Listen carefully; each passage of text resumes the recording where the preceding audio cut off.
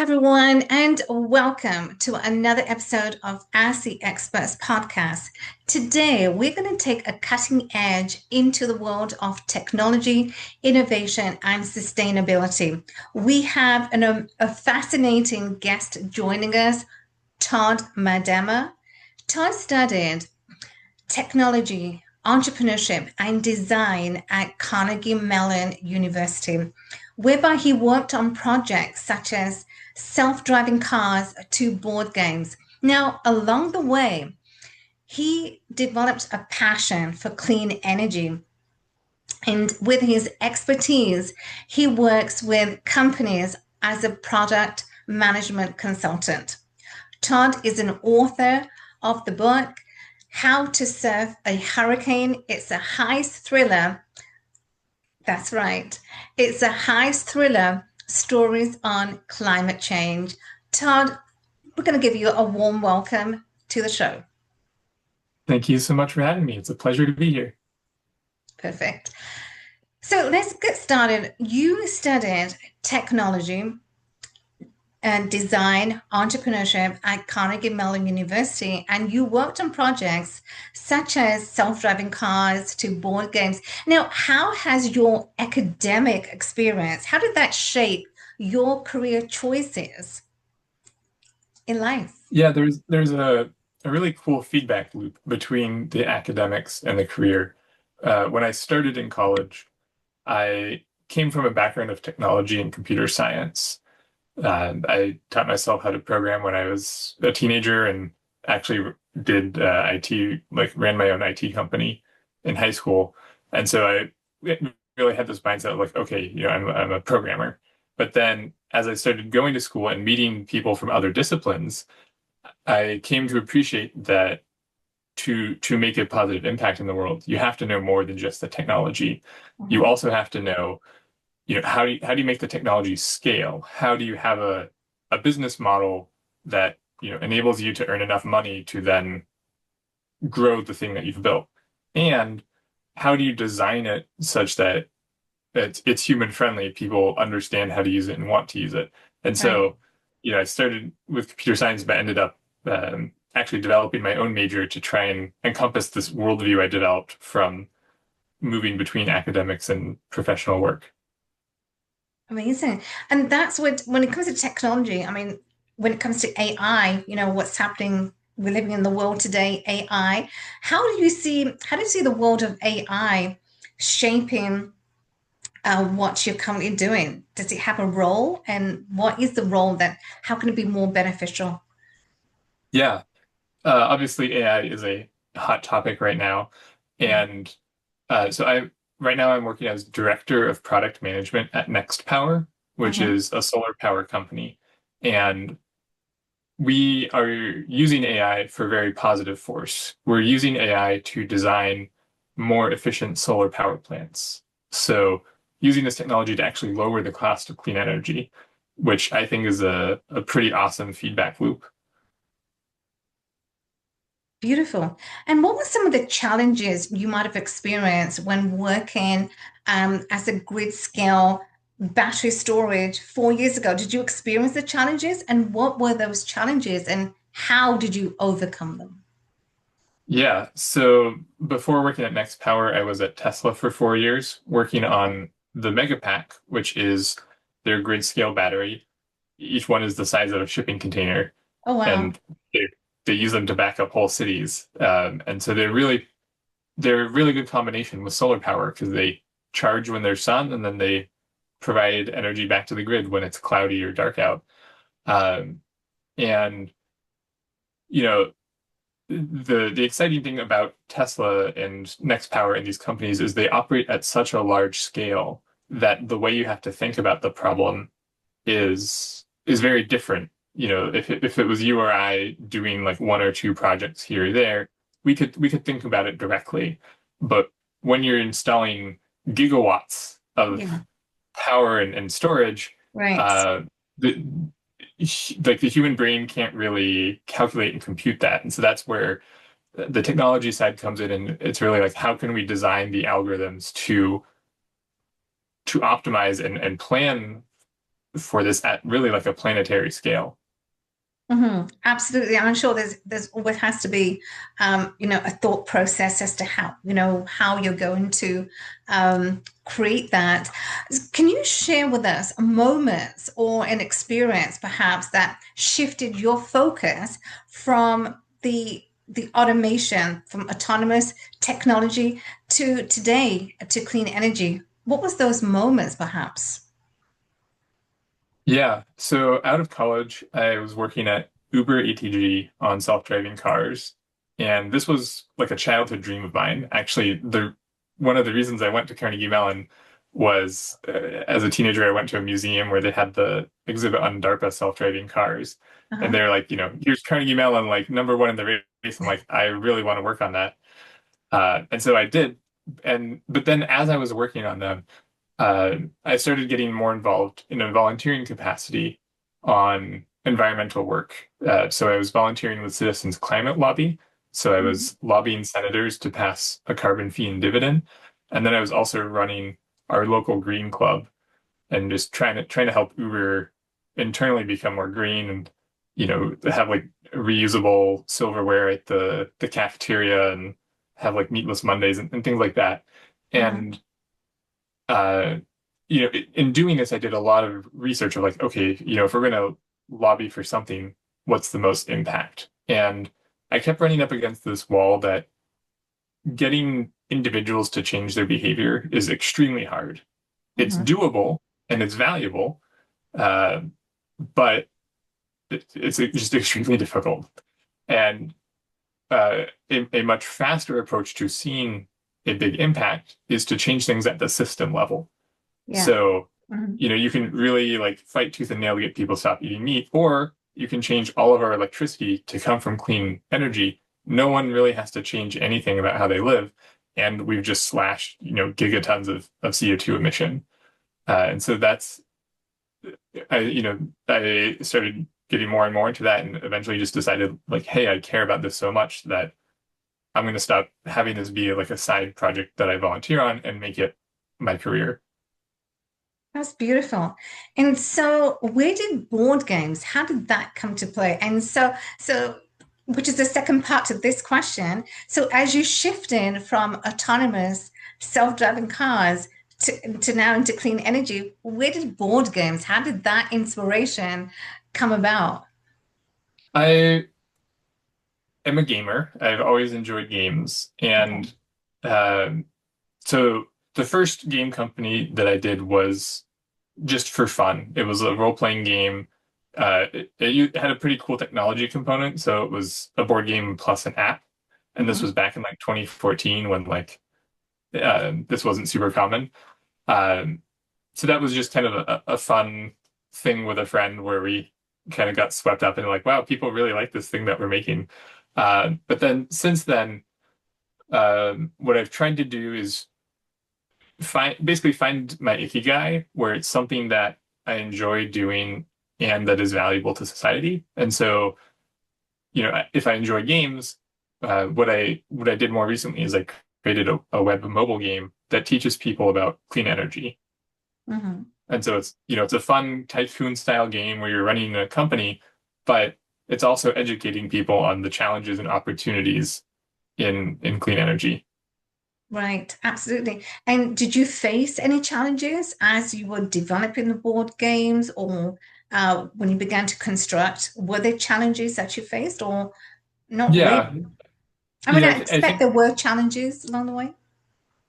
yeah, anytime you're doing a project, to me, like I guess I'm a builder, so I love the building part, and then it's kind of like, okay, I built this thing, why aren't people using it? Like I made this cool thing, why is it not like super Mhm. viral? Because marketing does not come naturally to me. And so in both of those games and with the book, the challenge has been like I made this thing that I'm really proud of, but like how do I get the word out there? Right, exactly. Oh, and that's where marketing, does come into play. You've got the product, but how do you market it into the world? Um, what advice, Todd, would you give to startups who are perhaps aiming to solve clean energy challenges? Wow, that's a good question. I think it depends a lot on what the specific company is trying to do because there's so Right. many Mhm. parts to the clean energy problem. Um, but one of the things that's really stuck with me from working at Tesla was this idea of we're going to make electric cars that are so good that people will want them and they won't even know or care that they're electric. Like, th like a Tesla car is now just like one of the nicest cars to drive. They're the safest, the quietest, the fastest, like the lowest cost to own because they have so little maintenance. And Mhm. so, to anyone trying to build a climate product, I would encourage you to think about like, yes, obviously you want to start from this place that it's better for the environment, but you need to have something more than that. You need to have like, this is actually just the best product in this field, and it Yes, happens to be cleaner, but that's just being cleaner is not enough. exactly. There's going to be more. Um, So, and you have a diverse background in technology, with projects that you worked on, technology, self-driving cars to board games. How did your background influence your consulting approach? Yeah. So I guess my philosophy in life is like be the weird one who's doing things differently Yeah. and like tying a bunch of different threads together. So don't just learn one thing. I guess there are some people who are really good at becoming like world class at like this one very narrow, like a brain surgeon or something, where you're just like really, really good at that one task. Mhm. But the way my brain works, I love learning about lots of different things. Right. And so I just embrace that and like the way that I provide value is being able to tie these different threads together. Like, yes, we're building like a machine learning optimization for solar power plants at Next Power, but then, how does that connect to the business value? How do we make this a tool that's designed so well and so easy to use that, because oftentimes if you're coming at it from just a technical perspective, Mhm. it's going to be like really difficult to use. And, when an executive asks, well, why are we funding this? What value does it have to the company? If you're just looking at it from a technology perspective, you're like, well, I don't know. It's like obvious, right? And that's not good enough. Right. Yeah, exactly.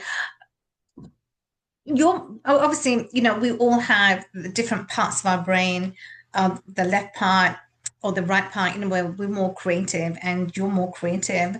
But to have the both sides of the brain, I think it's always beneficial because, we always have that advantage and disadvantage. Where does your inspiration come as you began to build, board games and or games in general? Where did that inspiration come from? Did you always have that, as a child, perhaps? Because, when we're kids, we're always like imagining or always like playing and or Yeah. dreaming. Is that where it came about? Well, so I actually think that play is a really, really important part of life. And society makes us think like, okay, you're an adult, you have to be serious now. Yeah. But I kind of disagree with that. Like, yes, you have to be serious enough to like pay your taxes and like repair your car To an and whatnot. But extent, yeah, to an extent, yeah. Yeah. yeah, to me, life is about like you like adult enough to function, and then like the rest of your time is about that playing. Mhm. Um, Mhm. and and I actually think that like everyone is innately creative, and it's just that society has kind of like told you like, no, it's not okay. Like, no, you shouldn't be like wasting your time Yes. having fun. And so there's almost like a reparenting or a retraining that you have to do to be like, hey, like, yes, I'm in my 20s, 30s, 40s, I'm an adult, but like, it's okay to play. And it's actually beneficial, but Mhm. it's kind of like a weird mind game because you don't want to play out of productivity. Like, if you're going to be like, I'm going to play because it's like good for my career, like that defeats the point. Right. And so you really just have to kind of trick yourself into like, yes, this is fun. I don't know where it's going to go, but I trust that it's good for me. Exactly. So you just want to explore. Because I think it's during the process of exploration, we always discover as we're child, as we're children, when we're exploring, we discover, oh, maybe that's the passion. Maybe as we get into adulthood, as we grow older, maybe that's the passion we want to delve into. But you don't know if you're not willing to have that open mind and to explore. What's your passion? Exactly. And I think playing is like exploration, and it's also taking a risk. And Yes. that's something that we're innately afraid of taking a risk, and so it requires that little bit of extra push to be like, it's okay, I can take the risk. And that is the great thing about play and games, and really like what I love about games is you can take risks without consequences. Your character dies, you restart. Your city goes bankrupt, you start a new city. Um, Whereas like, in the real world, everything has consequences. And so letting our brains enter this place of just like, let's just try it and see what happens is really a magical experience. 100%. You've got to be willing to have that approach. What are the biggest challenges that you faced when moving from the automotive part, from the automotive technology, to where you are today? Whether that big challenges perhaps you faced, or what was the process? Just share with us as to what were those biggest challenges that you faced and you had to overcome, and how did you Yeah. overcome them? So it was an interesting career move because I started at Uber as a software engineer. And Oh, then I was there for about a year mhm. when our product manager left the team. And he said, Todd, you really seem to enjoy like talking with users and like you come to all of the design reviews and you have good feedback. Like, have you ever thought of being a product manager? And I had this kind of like, wait a second, maybe I'm a product manager moment. And so I was really fortunate that Uber actually had a program to help people to mentor people into the product manager role. So I was able to take 6 months transition from software to product as like an official corporate, like here's your goals, here's your mentor thing. Um, and that was a lovely move. I really enjoyed the work. And so then when I decided to go into climate and work in clean energy, I went into the product management role in clean energy. And so a way that I think about careers is like over time, our careers evolve and change. And like we have many careers in our life, but each one of these moves, like you have one thing fixed and you changed one thing. So you might Right. stay in the same industry, but change your role. And then later you Mhm, might stay in the same role, but then change your industry.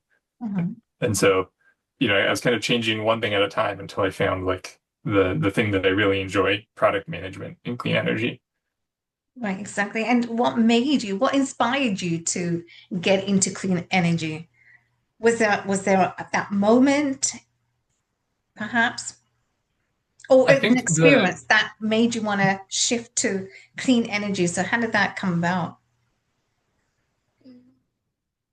so there was like a lot of the background idea simmering that we talked about where I was volunteering in the environmental Mhm, field. mhm, But I think the truly pivotal moment for me was in like January of 2020, where I decided to make this video game about electricity. And so, it took a few months. I built this game and I'm like, wow, the opportunity in electricity is huge. Like, I built this simulator based on like government-backed data. mhm. And the simulator is telling me that like there's nothing stopping us from going like massively increasing the amount of renewables we have, except energy storage. Like if we have more batteries and energy storage on the grid, we could decarbonize almost as fast as we want. Wow. Uh, and just this like profound conviction that I did the research and this is an opportunity made it almost a no-brainer to be like, I'm going to work at a company that does batteries. And what at the time, like the big company that did batteries was Tesla. Right, exactly. So you worked with Tesla. How long ago did you work with Tesla? I was there 2020 through 2024. 2020. Perfect. Right. And Well, we actually, talk. a fun Yeah, story related to that is I think that absolutely. side Yeah. projects Yeah. are Yeah. Yeah. a really powerful thing in, or at least I found them to be very powerful in my career. And Mhm. so when I went to Tesla and I was like, hey, I want to work for you, I showed them the game that I made. And in these interviews, I talked about the research I did and how like deeply passionate I was about energy storage. Right. And that was the thing that got me the job. Like I was teaching my interviewers things about the energy industry. Um, and so I think having those projects that show like I'm really passionate about what your Right. company does makes you completely stand out in an otherwise very crowded job market. Absolutely, absolutely. And well, congratulations. You got to find a way to stand out, no matter, what interview you're going for is how do you stand out? And I guess, you did it. You landed the job, so congratulations. So Todd, we just talked about AI and we know what is happening. We're in an age now with technology and AI is really just not taken off. So how does what drew you to automation, technology, innovation, all that? And so, what drew you to driving selfless cars? Because I know that it is coming. Mhm. It is coming. And talking about Uber, I mean, I just read about, Uber is going to people are not happy about because AI is going to replace Uber drivers. So, um, but this is so interesting, when you look at AI and what it's doing, the technology. So, what drew you to self-driving cars? Yeah, I think there was that like initial inspiration when I was a kid where I saw the DARPA exhibit where I was like, wow, this is really cool technology. But then I think what made me keep coming back to it is I don't like driving. I actually find driving cars to be quite terrifying, and I'm Really? confused why people enjoy it because it's like, Mhm. yeah, any second you might be killed by either like your own mistake or just, a drunk driver or something. I'm like, why are people okay with like jeopardizing their life to get a quart of milk? Right. Um, and so just this idea that like we can build a technology that just improves our lives, that makes people safer. Um, Hmm. that to me is like what technology is meant for. Like we see a lot of tech uses of technology where it's like, okay, now there's a technology that can like let you generate deep fakes of people and like make them, create convincing videos where they're saying things that they didn't actually say. And like, should we have developed that? Like, is that useful? I don't think so. Um, but I think saving lives or reducing environmental impact, like those are some pretty clear, like first principle, like this is a good and a valuable thing. Well, I, for one, do not want to sit in driverless car. I've made that I'm not going to sit in a driverless car because I want to be in control.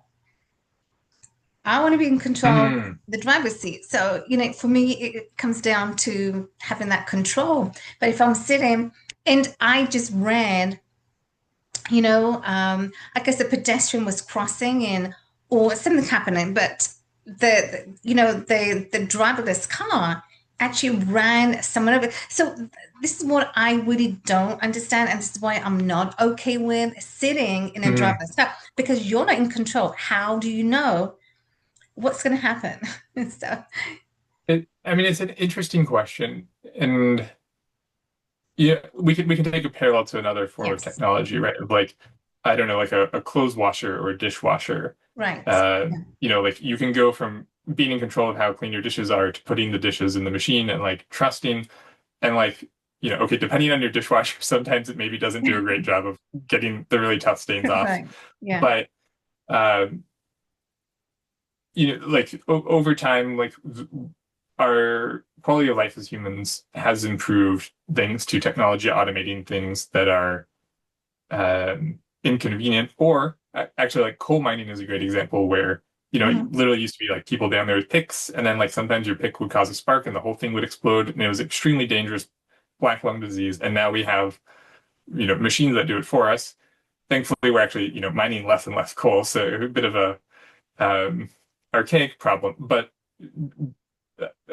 using technology to replace these things that were dangerous, unsafe, and inconvenient. Hmm. Yeah, I think the transition is always scary and takes Yes. some getting used to. Um, and I think it's actually good for us to be cautious of it because there's also a long history of tech companies promising some great thing and then not really delivering on it. Um, and I don't know if you know the author Cory Doctorow. No, no.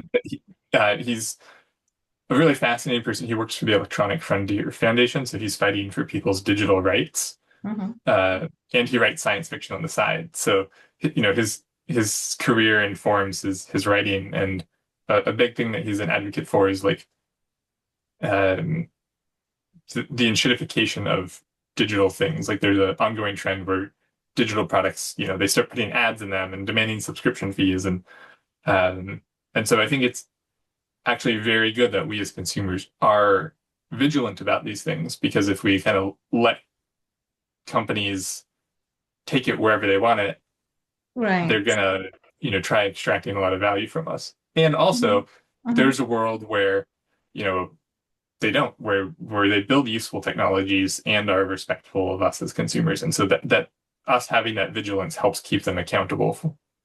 Exactly. I think it works both ways. Let's talk about your book, your fascinating book.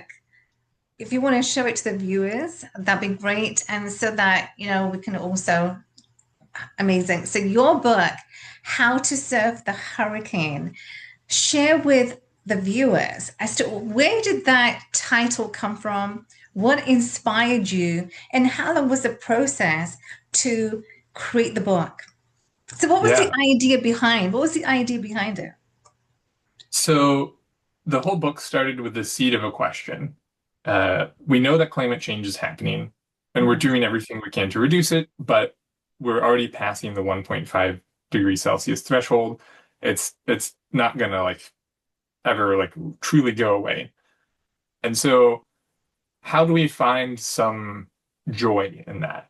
Mhm. The world is going to change, and like yes, there are parts of that that are going to suck, but how can we also find joy? And one of the things of climate change is there's going to be more storms and they're going to be more intense. But like, what if we could make a sport out of that? Like, what if there's like an extreme sport where if they were doing something with hurricanes, like what could you do with a hurricane? I mean, it's water and waves. Like, could you surf a hurricane? Boom. That's genius. Thank That's you. genius, right? Yes. Absolutely. It's a surf, yeah. It's like surfing Uh, the waves, like surfing the waves. yeah. And so obviously, in 100-mile-per-hour winds, you're not going to be out there on a surfboard. People have tried this and have died. And so what you can actually see on the cover is there's this ship here, and this ship is a boat that professional hurricane surfers have designed, in this fictional world in 15 years Hmm. to survive in these storm conditions. And it was actually really fun to design that because I have a friend who's a high performance sailing boat designer. And so I got Uh-huh. on a call with him. I'm like, okay, if you were going to design a boat that could surf a hurricane, how would it work? Okay. Amazing. Beautiful. So but when we talk about the hurricanes, yeah, you can't defy the odds. I mean, if you're outside and there's a hurricane, well, what can you do? You can't defy the odds against the hurricane. Absolutely just beautiful.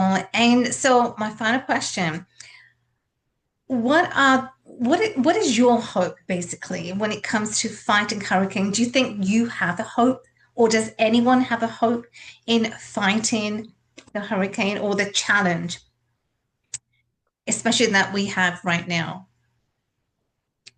I think adapting to climate change is a conversation that's really worth having. And that's actually part of why I wrote this book is to showcase things I've learned about how different people are adapting and can adapt to climate change. And so Hmm. There's one community that decides to just relocate because the storms get so bad that it's not worth rebuilding and rebuilding and rebuilding. There's another community that, builds infrastructure, builds a wall to help protect them. Hmm. There's another community that changes how they build their buildings and how they live their life to be more in tune with it. They accept that their homes are going to flood and they figure out, how do we just like go grocery shopping if there's a flood out? Like it's a Tuesday and it's flooded. Okay, let's go to the store. And so there's just like a lot of different ways we can think about it, but we have to start having those conversations. Absolutely have those conversations as to that how we can um, help to to avoid that. Well, Tom, this has been such an inspiration conversation. Where can people find you? How can they connect with you? How can we support you? Yeah, so if you're interested in learning more, you can find out more about the book at howtosurfahurricane.com. And Mhm. that also links to all of my personal social media as well if you're interested in following or connecting. Absolutely. And we'll make sure we'll put that in the show notes. We'll put your book in the show notes if you want to show it to the viewers again. And we'll just make sure we put that in the show notes. Amazing. Well, thank you so much, Todd. And thank you so much to our view and listeners for tuning in today. And Todd, you shared valuable insights into technology, entrepreneurship, innovation, leadership, and also clean energy. But you also shared fascinating behind your book, How to Surf the Hurricane. Be sure to follow Todd and connect with him, what he's doing right now with his work on clean energy. And if you've enjoyed this powerful, inspirational conversation with Todd Medema, I want you to subscribe to the channel and leave us a review. In this way, this helps us to bring more inspirational stories and inspiring guests. Until next time, thank you for tuning in. Bye for now. Todd, thank you so much for joining today.